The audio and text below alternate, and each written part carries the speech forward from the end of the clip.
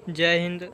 आज के वीडियो में हम देखेंगे क्लास 12 के जीव विज्ञान को जो फर्स्ट चैप्टर है जीवधारी में जनन, उसका आज हम MCQ क्वेश्चन को करेंगे सॉल्व, जो पिछले साल बार बार पूछा जाता है और जो इम्पोर्टेंट है एग्ज़ाम की दृष्टि से, वो हम आज देखेंगे। तो जो जीवधारी में जनन आई होप आप लोग पढ़ चुके होंगे, और आज हम उससे रिलेटेड जो MCQ क्वेश्चन है और बार बार पूछा गया क्वेश्चन है उसको आज हम डिस्कस करेंगे। तो वीडियो अच्छा लगे तो वीडियो को लाइक करिएगा और चैनल को आप लोग सब्सक्राइब करिएगा। तो सबसे पहला जो क्वेश्चन है देख लीजिए। जो सबसे पहला क्वेश्चन क्या है,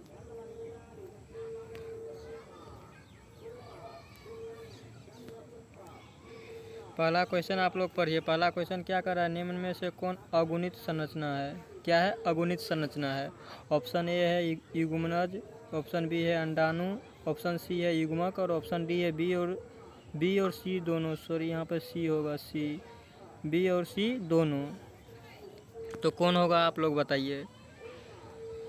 युग्मनज होगा कि अंडाणु होगा कि युग्मक होगा कि सिर्फ अंडाणु होगा कि सिर्फ युग्मक होगा, क्या होगा? तो आप लोग बताइए इसका ऑप्शन आंसर जल्दी से क्या होगा।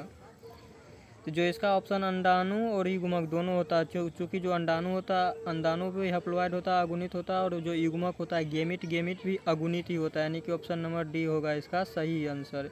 यानी अंडाणु और युग्मक, गेमिट और ओवम होगा। आई होप आपको समझ आ गया होगा ये क्वेश्चन। चलिए अगला क्वेश्चन देखते हैं। अगला क्वेश्चन क्या कह रहा है? अगला क्वेश्चन कह रहा है प्याज में परिवर्धन होता है, परिवर्धन, यानी कि प्याज किसके द्वारा, प्याज में कौन सा परिवर्धन होता है, परिवर्तन पाया जाता है? तो पत्तियों के द्वारा होता है कि प्रकंद के द्वारा होता है कि बीज के द्वारा होता है या बल्ब के द्वारा होता है? आप लोग बताइए क्या होगा। प्याज में परिवर्धन किसके द्वारा होता है? पत्ती के द्वारा होता है कि प्रकंद के द्वारा होता है कि बीज के द्वारा होता है, किसके द्वारा होता है? बताइए जल्दी से। जो प्याज है, प्याज में बल्ब के द्वारा, यानी कि प्याज में बल्ब के द्वारा परिवर्धन होता है, यानी ऑप्शन नंबर डी होगा, बल्ब द्वारा। चलिए अगला क्वेश्चन देखते हैं। अगला क्वेश्चन क्या है? अगला क्वेश्चन करा निम्नलिखित में से किस समूह में अगुणित, निम्नलिखित में किस समूह में अगुणित पादप शरीर होता है, यानी अगुणित पादप शरीर होता है? तो यहाँ पर देखिए क्या दिया है, आवृत बीजी दिया है, अनावृत बीजी दिया है, टेरिडोफाइट दिया है और ब्रायोफाइट से दिया है। तो कौन सा ऑप्शन होगा? देखिए यहाँ पर सबसे पहले आपको एक हम पॉइंट समझाते हैं। पॉइंट ये समझाते हैं कि जो हमारे पौधा है, पौधा दो तरह के होता है, क्रिप्टोगेमस और फिनेरोगेमस। क्या होता है? क्रिप्टोगेमस और फिनेरोगेमस। क्या होता है? फिनेरोगेमस,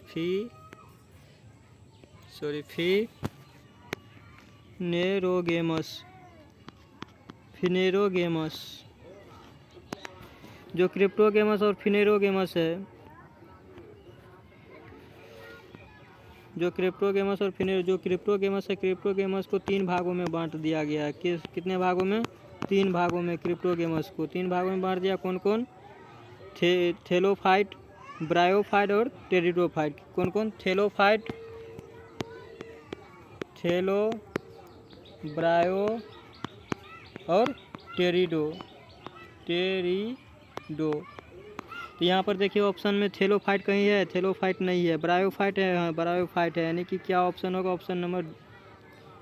ऑप्शन नंबर डी इसका सही आंसर होगा। यानी कि किस समूह में अगुणित पादप शरीर होता है? ब्रायोफाइट में होता है। अगर यहाँ पर अगर थेलोफाइट दिया रहता तो थेलोफाइट हो जाता है।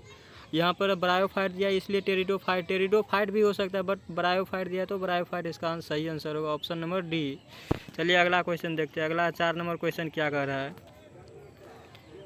4 नंबर क्वेश्चन कर रहा है पेरामीशियम में किस प्रकार का विखंडन होता है? यानी कि पेरामीशियम में खंडन होता है, यानी टूटता है, वो कैसे टूटता है? सरल द्विखंडन द्वारा कि अनुप्रस्थ द्विखंडन की अनुदैर्ध्य द्विखंडन की ऑब्लिक द्विखंडन? तो इसका जो आंसर होगा अनुप्रस्थ द्विखंडन होता है, यानी जो पेरामीशियम में होता है अनुप्रस्थ द्विखंडन होता है, यानी ऑप्शन नंबर बी इसका सही आंसर है।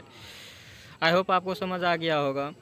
जो विखंडन होता है, एक पॉइंट हम समझा देते हैं। विखंडन 2 प्रकार के होता है। विखंडन कितने प्रकार के होता है? विखंडन 2 प्रकार के होता है। विखंडन अनुप्रस्थ और अनुदैर्ध्य,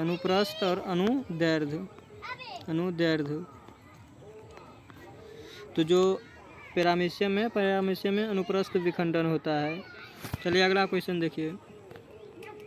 अगला क्वेश्चन कर रहा है निम्नांकित में से किस में रंध्र तथा जड़ों का अभाव होता है, यानी रंध्र और जड़ नहीं पाया जाता है। ऑप्शन नंबर ए ड्रेसिला होगा, ड्रेसिला नहीं, मॉर्सिलिया, हाइड्रिला। डी ऑप्शन नंबर जलकुंभी, किस में नहीं पाया जाता है रंध्र और, इसका जो आंसर होगा हाइड्रिला। ऑप्शन नंबर सी इसका सही आंसर है।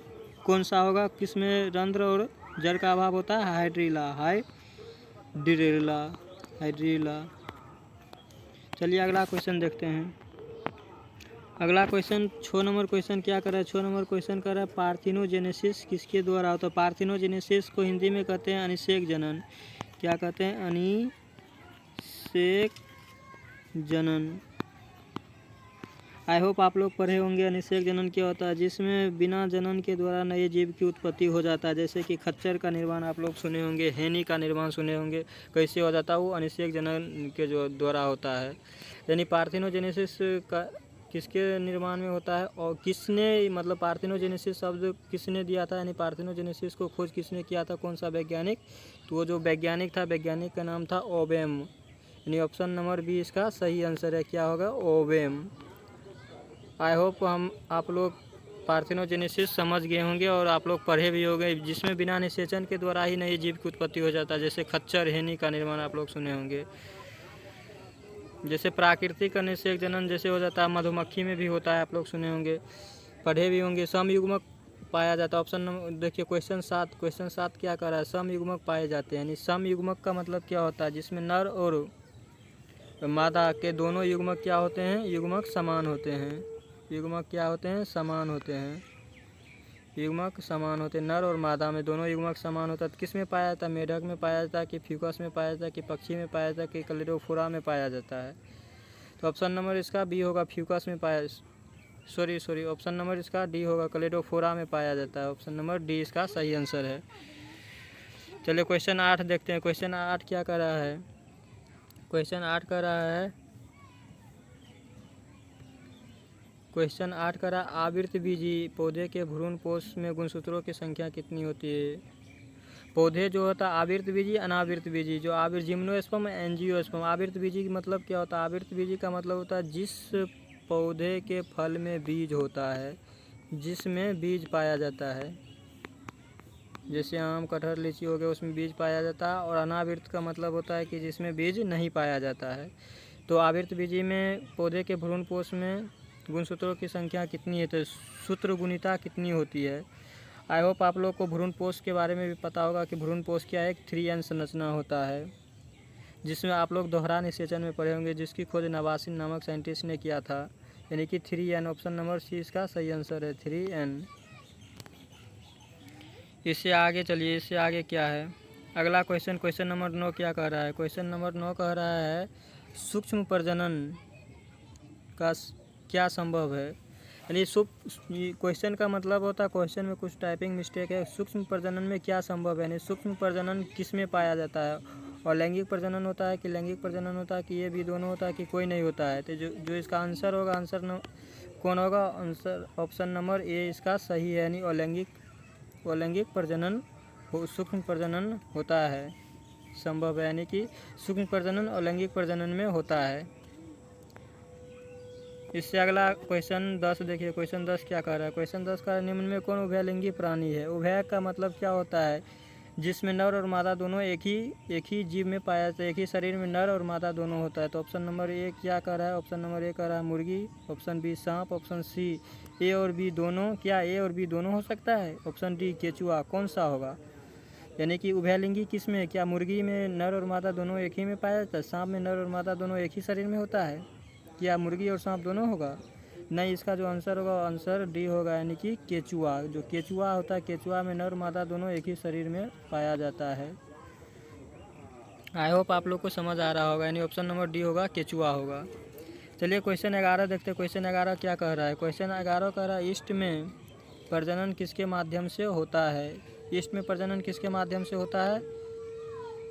ऑप्शन नंबर ए दिया है मुकुलन, ऑप्शन बी विखंडीकरण और परागन, और ऑप्शन नंबर डी किस में होता है? जो ईस्ट होता है, ईस्ट में जो प्रजनन होता है, ईस्ट में प्रजनन मुकुलन के द्वारा होता है, जिसको इंग्लिश में बडिंग कहते हैं, BUDDING, बडिंग के द्वारा होता है। बडिंग क्या होता है? जिसमें कोई क्या होता है, जो जनक का बॉडी होता है, बॉडी पर एक ऊर्ध्व निकल जाता है, जिस ऊर्ध्व निकल जाता है उसको वर्ध कहते हैं।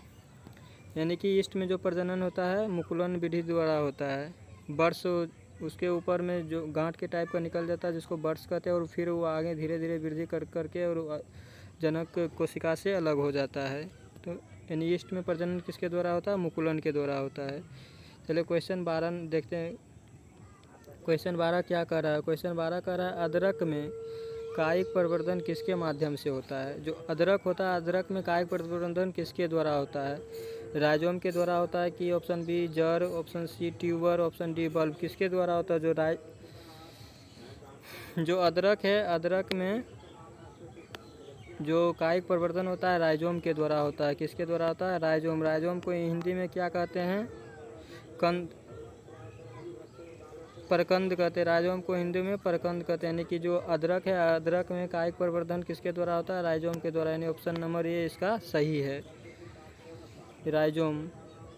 आई होप आपको समझ आ रहा होगा। इसके बाद क्वेश्चन 13 क्या कह रहा है? क्वेश्चन 13 कह रहा है कंद किसका रूपांतरण है? कंद किसका रूपांतरण है? कली का है कि तना का है कि जड़ का है कि संचित जड़ का है? तो जो इसका आंसर होगा, आंसर सी होगा, यानी कि जड़ का होगा। थोड़ा वीडियो फास्ट कर रहे हैं आप लोग। आई होप आप लोग पढ़े भी होंगे, आप लोग को ये कॉन्सेप्ट भी क्लियर होगा। कंद का रूपांतरण क्या है? जड़ है। ऑप्शन नंबर सी इसका सही आंसर है।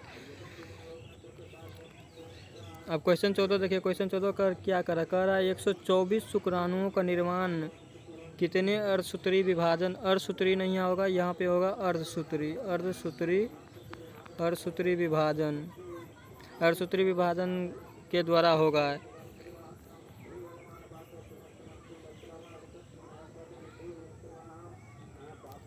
124 ऑप्शन ए 124 होगा, ऑप्शन बी 31 की, ऑप्शन सी 30 की, ऑप्शन डी 62। यानी देखिए अर्धसूत्री विभाजन क्या होता है? अर्धसूत्री विभाजन में होता है जो पेरेंट सेल होता है, पेरेंट सेल से जो डॉटर सेल का निर्माण होता है, 4 डॉटर, जैसे कि एक पेरेंट सेल 2n है, इसमें फिर अर्धसूत्री विभाजन होगा तो n होगा, अगुणित होगा, अगुणित होगा, फिर इससे 2, फिर इससे n, फिर इससे n, यानी 4 डॉटर सेल का निर्माण होता है। तो चार डॉटर सेल का निर्माण होता है। तो यहाँ पर क्या कर रहा है? 124 शुक्राणु को निर्माण करना है, तो कितना अर्धसूत्री विभाजन होगा? तो 124 में 4 से भाग दे दीजिए, क्योंकि जो अर्धसूत्री विभाजन होता है, अर्धसूत्री विभाजन में चार डॉटर सेल का निर्माण होता है, यानी 4 युग्मक बनते हैं। तो 4 आपके पास अगर कोई भी संख्या दिया, आपसे पूछ लेगा अगर 400 शुक्राणुओं के निर्माण में कितने अर्धसूत्री विभाजन होगा, तो उसमें क्या करना? 4 से भाग देना। देखिए 4 में 124 में 4 से भाग देंगे तो कितना बार में होगा? 4 तिया 12, 4 एकम 4, यानी 31 बार होगा। ऑप्शन नंबर क्या होगा? ऑप्शन बी इसका सही आंसर है, यानी 31 होगा। 31 बार अर्धसूत्री विभाजन होगा 124 शुक्राणु को निर्माण करने में। यहाँ पर अगर आपको कोई भी संख्या दिया रहे और उसमें से पूछ ले कि कितना बार अर्धसूत्री विभाजन होगा, तो उसमें आप लोग 4 से भाग दे दीजिएगा। चलिए क्वेश्चन 15 देखते हैं। क्वेश्चन 15 क्या कर रहा है? क्वेश्चन 15 कह रहा है केचुआ प्राणी है। केचुआ कैसा प्राणी है? इससे दो तीन क्वेश्चन पहले आप लोग को बताए थे केचुआ कैसा प्राणी है, एक लिंगी है कि द्विलिंगी है कि अलिंगी है कि नपुंसक है? तो क्या है? केचुआ द्विलिंगी है, यानी option number B, option B number इसका सही है। इससे अगला देखिए, इससे अगला 16 नंबर क्वेश्चन क्या कर रहा है? इनमें से किसे बंगाल का आतंक कहा गया है? यानी इरर ऑफ बंगाल, बंगाल का आतंक किसे कहा गया है? ब्राय फिल्म की जलकुंभी को, कि अगेव को, कि केला को? देखिए जो बंगाल का आतंक का क्वेश्चन है ना, ये बिहार बोर्ड बार बार इस क्वेश्चन को हिट करता है। तो आप लोग इसको कॉन्सेप्ट को क्लियर करिए और इस क्वेश्चन को आप लोग दिमाग में एडजस्ट कर लीजिए। ये क्वेश्चन 1 नंबर आपको पक्का दे के जाएगा, क्योंकि ये बार बार बिहार बोर्ड में पूछा जाता है। इनमें से किसे बंगाल का आतंक कहा गया है? जो ऑप्शन बी है, ऑप्शन बी जलकुंभी को कहा गया है। किसको कहा गया? कि जलकुंभी को कहा गया। क्यों कहा गया? क्योंकि ये जल में फैल जाता है और फैलने के बाद जल के अंदर जितना ऑक्सीजन होता है ऑक्सीजन को खींच लेता है, जिससे जलीय जंतु को दिक्कत हो जाता है। इसलिए इसको बंगाल का आतंक कहा गया, क्योंकि ये बंगाल में ज़्यादा पाया जाता है। आई होप आपको समझ आ गया होगा। इसके अगला क्वेश्चन नंबर 17 देखिए। क्वेश्चन नंबर 17 क्या कर रहा है? क्वेश्चन नंबर 17 कर रहा है इनमें कौन ठहरे हुए पानी में उगकर ऑक्सीजन को खींच लेता है? देखिए अभी तुरंत आपको पहला क्वेश्चन बताया ना कि जो जलकुंभी होता है, जलकुंभी क्या करता है? पानी में उग जाता है और पानी को चारों तरफ से घेर लेता है और उसमें से जो ऑक्सीजन होता है उसको खींच लेता है। यानी ऑक्सीजन कौन खींच लेता है? तो क्वेश्चन क्या कह रहा है, इनमें से कौन ठहरे हुए पानी में उगकर ऑक्सीजन को खींच लेता है? तो ऑप्शन नंबर क्या होगा? ऑप्शन नंबर ये इसका सही होगा, यानी जलकुंभी होगा। चलिए अगला क्वेश्चन देखते हैं। अगला क्वेश्चन 18 क्या है? 18 कह रहा है जब नर और मादा गेमीट में युग्मन होता है, यानी कि जब नर और मादा युग्मक आपस में जुड़ता है तब क्या कहलाता है? और लैंगिक जनन कहलाता है कि लैंगिक जनन कहलाता है कि वृद्धि कायिक कहलाता है कि मुकुलन कहलाता है? क्या कहलाता है? अच्छा एक बात बताइए, अलैंगिक जनन में क्या गैमीट की आवश्यकता होती है? क्या दो जनक की आवश्यकता होती है? और लैंगिक जनन में तो बिना एक जनक के ही द्वारा जीवों की उत्पत्ति हो जाता है, एक जनक दूसरे दो जनक की आवश्यकता भी नहीं पड़ता। जो लैंगिक जनन में होता है एक नर और एक मादा की होना आवश्यक होता है, यानी कि युग्मक के द्वारा क्या होता है? लैंगिक जनन होता है, यानी कि ऑप्शन बी इसका क्या होगा? सही होगा, लैंगिक जनन होगा, जिसमें नर और मादा युग्मक के गेमीट आपस में मिलते हैं और युग्मनज जायगोट का निर्माण करते हैं, यानी लैंगिक जनन होगा। यहाँ पर युग्मनन पूछ रहा है ना, जायगोट के बारे में पूछ रहा है, तो लैंगिक जनन इसका बी आंसर सही होगा। चलिए क्वेश्चन 19 देख रहे हैं। क्वेश्चन 19 क्या कर रहा है? क्वेश्चन 19 कर रहा है मध चक्र यानी ओएस्ट्रस साइकिल पाई जाती है। देखिए चक्र कितने प्रकार के होता है? जो चक्र होता है, चक्र दो प्रकार से होता है। एक होता है मध चक्र, एक होता है ऋतु चक्र। मध चक्र और ऋतु चक्र। जो मध चक्र होता है नॉन प्राइमेट में पाया जाता है। किस में पाया जाता है? नॉन प्राइमेट में, नॉन प्राइमेट। और ये जो होता है प्राइमेट में पाया जाता है, प्राइमेट में पाया जाता है। नॉन प्राइमेट क्या होता है? जो बंदर कुल के जितने जीव है उसको छोड़कर बाकी जो जीव होता है वो नॉन प्राइमेट होता है। और बंदर कुल के जितने जीव होते हैं, जैसे मनुष्य हो गया, चिंपैंजी हो गया, गोरिल्ला हो गया, बंदर हो गया, ये सब मध चक्र यानी कि इस सब में ऋतु चक्र पाया जाता है। यानी कि मध चक्र क्या होता है?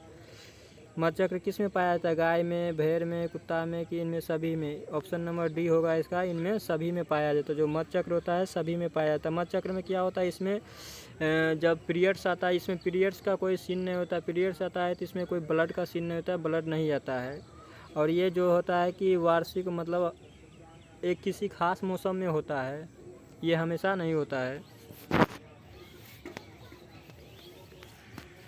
आई होप आपको समझ आ गया होगा मध चक्र किस में पाया जाता है। गाय, भेड़, कुत्ता, बिल्ली सभी में पाया जाता है। यानी प्राइमेट जीव के जितने जंतु है उसको छोड़कर बाकी जितने जीव होगा इसमें मध चक्र पाया जाएगा। उसके बाद क्वेश्चन 20 क्या कर रहा है? क्वेश्चन 20 पर ही आप लोग को क्या कर रहा है? कह रहा है उच्च श्रेणी के पौधों में निषेचन होता है। जो उच्च श्रेणी के पौधे हैं, जैसे कि उच्च श्रेणी के पौधे कौन हो गया? जिम्नोस्पर्म हो गया, एंजियोस्पर्म हो गया, उस सब उच्च श्रेणी के पौधे हैं। उसमें निषेचन कैसा होता है? बाह्य निषेचन होता है कि आंतरिक होता है कि जल में होता है कि हवा में होता है? इसका जो ऑप्शन होगा ऑप्शन बी होगा, यानी आंतरिक होता है, आंतरिक निषेचन होता है। आई होप आप लोग को समझ आ रहा होगा। इसके चलिए अगला क्वेश्चन 21 नंबर क्वेश्चन क्या कर रहा है? 21 नंबर क्वेश्चन कह रहा है स्तनधारी में निषेचन कहाँ होता है? जो स्तनधारी हैं, जैसे स्तनधारी जीव किसे कहते हो? ऐसा जीव जो अपने बच्चों को दूध पिलाता है उसे स्तनधारी जीव कहा जाता है। जैसे कि मनुष्य हो गया, ये सब क्या स्तनधारी जीव हो गए। तो इसमें निषेचन कहाँ होता है? अंडाशय में होता है कि वसीय भाग में होता है कि गर्भाशय में होता है कि फिलोपियन ट्यूब में होता है? देखिए जो मादा जनन तंत्र है, मादा के जो अंडाशय है, अंडाशय में जो फिलोपियन ट्यूब होता है, फिलोपियन ट्यूब के 3 भाग होते हैं। स्थमस, जो स्थमस होता है, रोमाभिकीप जिसको कहते हैं, एम्फुला होता है जिसको तुम्बिका कहते हैं, और एक रोमाभिकीप स्थमस और निचेम है, निचेम।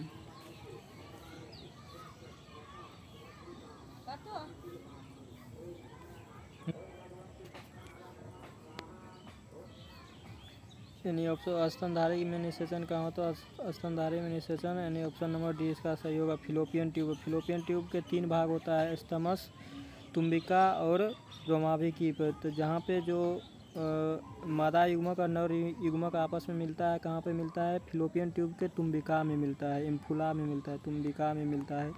ये याद करके रखिएगा। अगर आपके ऑप्शन में फिलोपियन ट्यूब के साथ साथ अगर तुम्बिका भी रहे तो अब फिलोपियन ट्यूब को नहीं लगाकर किसको लगाना है? तुम्बिका को लगाना है, क्योंकि तुम्बिका के स्थान पे ही जाके होता है जो मध्य भाग होता है, जो कि जो अंडा से जो अंडवाहिनी होता है, अंडवाहिनी का चौड़ा भाग होता है, तुम्बिका होता है। आई होप आपको समझ आ गया होगा, यानी कि ऑप्शन नंबर डी इसका सही होगा। इसके बाद ऑप्शन क्वेश्चन 22 क्या कर रहा है? क्वेश्चन 22 कह रहा है प्राकृतिक अनिषेक जनन किस में होता है? यानी पार्थिनोजेनेसिस पाया जाता है, किस में पाया जाता है? मक्खी में पाया जाता है, मधुमक्खी में कि मच्छर में कि इनमें से सभी? जो इसका ऑप्शन होगा पार्थेनोजेनेसिस बी, यानी मधुमक्खी में होता है। पार्थेनोजेनेसिस क्या होता है इससे हम कुछ देर पहले आपको एक क्वेश्चन में बताए थे। अनिषेक जनन होता है वैसा जनन होता है जिसमें बिना निषेचन के द्वारा ही संतान की उत्पत्ति हो जाता है, जैसे कि हेनी, खच्चर का निर्माण हो जाता है अनिषेक जनन द्वारा। उसी प्रकार जो नर मधुमक्खी होता है, नर मधुमक्खी का निर्माण किसके द्वारा होता है? नर मधुमक्खी का निर्माण अनिषेक जनन द्वारा होता है, यानी कि पार्थेनोजेनेसिस के द्वारा होता है। यानी नर मधुमक्खी का निर्माण अनिषेक जनन द्वारा होता है। यानी ऑप्शन नंबर बी इसका सही है, मधुमक्खी। चलिए क्वेश्चन 23 देखते हैं। क्वेश्चन 23 क्या कह रहा है? क्वेश्चन 23 कह रहा है द्विनिषेचन किस में पाया जाता है, यानी दोहरा निषेचन किस में पाया जाता है? दोहरा निषेचन की खोज किसने किया था? सबसे पहले थोड़ा जान लीजिए। दोहरा निषेचन की खोज नवासिन नामक वैज्ञानिक ने किया था, नवासिन। दोहरा निषेचन में क्या होता है? कुछ नहीं तो जो भ्रूण कोश होता है, भ्रूण कोश होता है, कुछ में इस तरह की संरचना पाया जाता है। जो ये होता है ये जनन कोशिका होता है। जनन कोशिका ये होता है ध्रुवीय केंद्रक कहते हैं। ध्रुवीय केंद्रक या काय कोशिका इसको कहा जाता है। इसमें ध्रुवीय केंद्रक या काय कोशिका जिसमें दो केंद्रक होता है। तो जो ध्रुवीय इसमें क्या होता है? जो जनन कोशिका होता है जो कि मध्य भाग में जाकर एक नर युग्मक होता है आकर ये ध्रुवीय केंद्रक के साथ जुड़ जाता है, जुड़कर एक 3n संरचना बना लेता है, यानी भ्रूणपोष का निर्माण कर लेता है। यानी इसका आंसर क्या होगा? ऑप्शन नंबर सी इसका होगा, यानी भ्रूणपोष होगा। भ्रूणपोष होगा। भ्रूणपोष कैसी संरचना है? 3n संरचना। क्यों 3n संरचना? क्योंकि जो भ्रूणपोष का जो ध्रुवीय केंद्रक होता है जिसमें दो केंद्रक पाया जाता है और एक नर युग्मक आकर मिल जाता है, यानी कि नर युग्मक में एक केंद्रक न्यूक्लियस और जो भ्रूणपोष में होता है दो केंद्रक पाया जाता है। तो दो और एक मिलकर 3n संरचना बना लेता है। जो 3n संरचना क्या होता है? भ्रूणपोष होता है। आप लोग नारियल का पानी पिए होंगे, नारियल में क्या पाया जाता है? नारियल का जो पानी है भ्रूणपोष ही है। भ्रूणपोष क्या होता है? जो कि बढ़ते हुए संतान को पोषण देने का काम करता है भ्रूणपोष। आई होप आपको एक क्वेश्चन के साथ साथ 3-4 क्वेश्चन समझ आ गया होगा। क्या दोहरा निषेचन किया क्या होता है? ध्रुवीय केंद्रक के साथ एक जनन कोशिका आकर मिल जाता है और जिससे कि 3n संरचना बनाता है, जिसको भ्रूणपोष कहते हैं। भ्रूणपोष का काम क्या होता है? भ्रूणपोष का काम होता है बढ़ते हुए शिशु को पोषण देना होता है। जो कि नारियल में पानी होता है वो भ्रूणपोष ही होता है। आई होप आपको समझ आ गया होगा। उसके अगला क्वेश्चन 24 देखिए। क्वेश्चन 24 क्या कर रहा है? क्वेश्चन 24 कर रहा है बिना निषेचन के पौधे का उत्पादन किसके द्वारा होता है? यानी बिना निषेचन के पौधे का उत्पादन किसके द्वारा होता है? जिसमें नर युग्मक और मादा युग्मक नहीं मिलता है फिर भी पौधे का निर्माण हो जाता है। किसके द्वारा होता है? ग्राफ्टिंग के द्वारा होता है कि प्रत्यारोपण के द्वारा होता है कि कायिक प्रवर्धन के द्वारा होता है कि ये भी दोनों के द्वारा होता है? देखिए जो बिना निषेचन के पौधे का उत्पादन कहलाता है उसको वेजिटेटिव प्रोपेगेशन कहते हैं, इंग्लिश में भी वेजिटेटिव प्रोपेगेशन, यानी कि ऑप्शन नंबर इसका सी होगा, कायिक प्रवर्धन होगा। कायिक प्रवर्धन के द्वारा नए पौधे का निर्माण किया जाता है। कायिक प्रवर्धन में होता है क्या कि पौधे के बीज के अलावा पौधे के किसी भाग जैसे जड़, तना, पत्ती के द्वारा नए पौधे का निर्माण कर लिया जाता है, उसको कायिक प्रवर्धन कहते हैं। आई होप आप लोग पढ़े भी होंगे और ये याद भी होगा आप लोग को। हम फिर भी इतना आपको क्वेश्चन सॉल्व करते करते इतना बता दे रहे हैं शॉर्टकट में। आई होप आपको समझ आ गया होगा। चलिए क्वेश्चन 25 क्या कर रहा है? क्वेश्चन 25 कह रहा है भ्रूणपोष में कितने क्रोमोजोम होते हैं? देखिए अभी आपको 2 क्वेश्चन पहले आप लोग को बताए थे ना भ्रूणपोष कैसी संरचना है। भ्रूणपोष में क्रोमोजोम कितने होते हैं? n होता है, 2n होता है, 3n होता है कि ये भी दोनों होता है? अभी बताइए, आप लोग बताइए क्या होता है। अभी हम आप लोग को बताए ना 2 क्वेश्चन पहले। भ्रूणपोष कैसी संरचना है? 3n संरचना है। भ्रूणपोष कैसी संरचना है? 3n संरचना, यानी ऑप्शन नंबर सी इसका सही है। कैसे है आप लोग को हम बता दिए थे। चलिए क्वेश्चन 26 क्या करा है? क्वेश्चन 26 करा स्तनधारी के शुक्राणु के मध्य भाग में क्या पाया जाता है? यानी स्तनधारी के शुक्राणु के मध्य भाग में क्या पाया जाता है? आप लोग बताइए। शुक्राणु को संरचना आप लोग देखे होंगे, कुछ इस टाइप के शुक्राणु होते हैं, कुछ इस टाइप के शुक्राणु होते हैं। सॉरी अभी अच्छा से नहीं बनता। जो शुक्राणु का जो मध्य भाग होता है ये इसका मुंडी होता है, इसको क्या कहते हैं? इसको सिर कहते हैं। सिर कहते हैं इसको। क्या कहते? ये यहाँ के जो भाग होता है इसको मध्य भाग कहते हैं, मध्य भाग कहते हैं। इसको क्या कहते हैं? इसको पूंछ कहते हैं। आप लोग को पता भी होगा, यानी जब आप लोग चैप्टर 3 में जाइएगा, मानव जन्म में जाइएगा ना, तो आप लोग को यहाँ पर ये बताया जाएगा शुक्राणु क्या होता है। जो शुक्राणु के जो ऊपर का टोपीनुमा संरचना होता है इसको एक्रोसोम कहते हैं, जो कि मादा के अंडाणु को घिसने का काम करता है। जो शुक्राणु के मध्य में मध्य भाग में जो पाया जाता है वो माइटोकॉन्ड्रिया होता है। क्या होता है? माइटोकॉन्ड्रिया होता है। यानी ऑप्शन नंबर सी इसका सही होगा। ऑप्शन नंबर सी इसका सही है। क्या पाया जाता है? माइटोकॉन्ड्रिया पाया जाता है। आई होप आपको समझ आ गया होगा। चलिए क्वेश्चन नंबर 27 देखिए। क्वेश्चन नंबर 27 क्या कर रहा है? क्वेश्चन नंबर 27 कर रहा है चमगादड़ द्वारा परागन कहलाता है, पॉलिनेशन कहलाता है। आप लोग पॉलिनेशन पढ़ाएंगे। परागन दो प्रकार से होता है, स्वपरागन पर परागन। अब जैसे पक्षी के द्वारा परागन हो गया उसको क्या कहते हैं? चमगादड़ के द्वारा परागन को क्या कहते हैं? जल द्वारा परागन को क्या कहते हैं? घोंघा द्वारा परागन को क्या कहते हैं? यहाँ से 1-2 क्वेश्चन एग्जाम में हर बार पूछा जाता है। ये फिक्स है कि पूछा जाता है। जैसे यहाँ पर पूछ रहा है चमगादड़ द्वारा परागन कहलाता है। चमगादड़ द्वारा परागन क्या कहलाता है? ऑर्निथोफिली कहलाता है कि एंटीमोफिली की, क्रिप्टोफिली की, हाइड्रोफिली? देखिए जो चमगादड़ द्वारा परागन होता है और क्रिप्टोफिली कहलाता है। ऑप्शन नंबर सी होगा। जो हाइड्रोफिली जल द्वारा परागन होता है उसको हाइड्रोफिली कहते हैं। एंटीमोफिली क्या होता है? एंटीमो जो कि चींटियों के द्वारा, ऑर्निथोफिली क्या जैसे हवा के द्वारा होता है उसको ऑर्निथोफिली कहते हैं। आप आई होप आपको समझ आ गया होगा और ये याद भी होगा। यानी कि चमगादड़ द्वारा परागन क्या कहलाता है? क्रिप्टोफिली। ऑप्शन नंबर सी इसका सही है। चलिए अगला देखिए। क्वेश्चन 28 क्या कर रहा है? क्वेश्चन 28 कर रहा है ऋतुस्राव चक्र किस में पाया जाता है? देखिए इससे 5-6 क्वेश्चन पहले आपको बताए थे जो चक्र होता है 2 प्रकार के होता है, मध्य चक्र और ऋतु चक्र। यहाँ पर मध्य चक्र क्या होता है? जो नॉन प्राइमेट में पाया जाता है, जैसे गाय भैंस कुत्ता बिल्ली में पाया जाता है। जो प्राइमेट में क्या पाया जाता है? ऋतु चक्र पाया जाता है। जैसे कि बंदर कुल के जितने जीव है जैसे कि चिंपैंजी, गोरिल्ला, मनुष्य, ये सब में क्या पाया जाता है? ऋतु चक्र पाया जाता है। यानी option number A B C D यानी कि सभी इसका होगा। ऑप्शन नंबर डी इसका सही होगा। वो मनुष्य में भी ऋतु चक्र होता है, बंदर में भी होता है, चिंपैंजी में भी होता है, इनमें सभी होता है। ऋतु चक्र में क्या होता है? मेंस्ट्रुअल साइकिल MC क्या होता है? इसमें क्या होता है? जो महिला होता है, महिला के हर 28 दिन पे गर्भाशय का जो आंतरिक स्तर होता है, एंडोमेट्रियम होता है, वो टूटकर और ब्लड के माध्यम से योनि के द्वारा बाहर आता है, जो कि 3-4 दिन तक ब्लड होता है। इसी को कहते हैं ऋतुस्राव कहते हैं। यानी मनुष्य में भी होता है, बंदर में भी होता है, चिंपैंजी में भी होता है, यानी इनमें सभी होता है। आई होप आपको इतना हम बता दिए और इतना समझ भी आ गया होगा। चलिए अगला क्वेश्चन 29 नंबर क्वेश्चन देखिए क्या कर रहा है। 29 नंबर क्वेश्चन कर रहा है मनुष्य के युग्मक गैमीट में गुणसूत्रों की संख्या कितनी है? मनुष्य के युग्मक में गुणसूत्रों की संख्या कितना है? Option A 21, option B 23, option C 44, option D 46। क्या है? देखिए यहाँ पे बच्चा बहुत कन्फ्यूज आ जाता है। कन्फ्यूज कर क्या कर देता है? ऑप्शन डी इसका आंसर लगा देता है, जो कि गलत है। यहाँ पर पूछ रहा है युग्मक में गुणसूत्रों की संख्या क्या है? जो 46 है। मनुष्य के गुणसूत्र की संख्या कितना होता है? मनुष्य के प्रत्येक कोशिका में गुणसूत्रों की संख्या 46 होती है। लेकिन यहाँ पे जो क्वेश्चन पूछा है, क्वेश्चन पूछ रहा है गैमीट यानी कि युग्मक में गुणसूत्रों की संख्या कितना होता है? युग्मक क्या होता है? युग्मक अगुणित होता है, यानी कि 46 का आधा क्या होगा? यानी 23 होगा। युग्मक में गुणसूत्रों की संख्या क्या होता है? आधा हो जाता है। जो जितने पेरेंट को यानी पेरेंट जो पिता है माता है उसमें जितने गुणसूत्र होता है उसका आधा हो जाता है डॉटर सेल में। यानी कि क्या होगा? ऑप्शन नंबर बी इसका सही होगा। 23 होता है। यानी युग्मक में गुणसूत्रों की संख्या कितना होता है? 23 होता है, ना कि 46 होता है। आप लोग एग्जाम में ऐसा ही कन्फ्यूज आ जाता है और 1 नंबर आप लोग मिस कर देते हैं। यानी कि मनुष्य के युग्मक में गुणसूत्रों की संख्या कितना होता है? सब पढ़ा रहता है 46, जाकर 46 लगा देता है, जो कि गलत हो जाता है। ये क्या होगा? युग्मक जब भी युग्मक कहीं भी अगर आप लोग को युग्मक शब्द दिख जाए वहाँ पर कितना भी गुणसूत्र होगा उसका आधा ही होगा।